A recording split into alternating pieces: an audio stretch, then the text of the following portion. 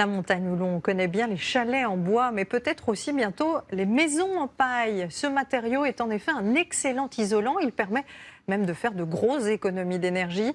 Finalement, le principal frein aujourd'hui est une certaine méfiance, un a priori qui est en train de disparaître, comme nous le montrent Sébastien Ambert et Gauthier Delobette. Dans cette menuiserie, depuis quelque temps, on travaille à une nouvelle activité, fabriquer des caissons de paille. Le principe est simple, une caisse en bois dans laquelle on vient loger plusieurs ballots de paille. Et ces caissons vont bientôt servir à fabriquer des murs. Il y a la notion de réhabilitation, de rénovation par l'extérieur, dans lequel le bois d'essence régional et la paille peuvent faire corps et répondre à ces marchés qui sont extrêmement importants.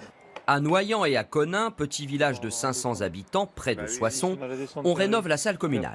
Fini les murs en briques, les cloisons sont en paille. Oubliez donc l'histoire des 3 petits cochons. La construction en paille a de l'avenir. On se dit que l'histoire des 3 petits cochons, il faudrait la faire à l'envers. Parce qu'aujourd'hui, il vaut mieux habiter dans une maison en paille que dans une maison en béton. Pourquoi? C'est beaucoup plus confortable. On y a chaud tout de suite. C'est plus léger aussi. Et puis c'est globalement beaucoup plus écologique. Et plus solide? Et plus solide. Alors la solidité, elle tient à la structure. Ici, la paille est enchâssée dans une structure en bois qui porte le bâtiment. Mais côté facture, le maire du village a déjà fait ses comptes. On devrait diviser par 3 la facture énergétique, théoriquement. Donc c'est quand même important.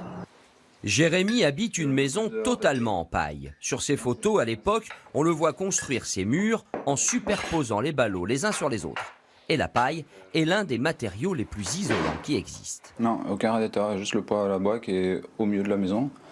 Et qui, voilà, par après, la chaleur se répartit dans les chambres à l'étage. Même s'il fait très froid dehors? Même s'il fait très froid. Après, pour la bûche, il faut être là pour mettre des bûches. D'autant qu'un ballot coûte 1 € à l'achat. Le problème reste l'épaisseur des murs, au moins 50 cm, à cause de la taille du ballot de paille, contre 20 à 30 cm pour un mur en parpaing.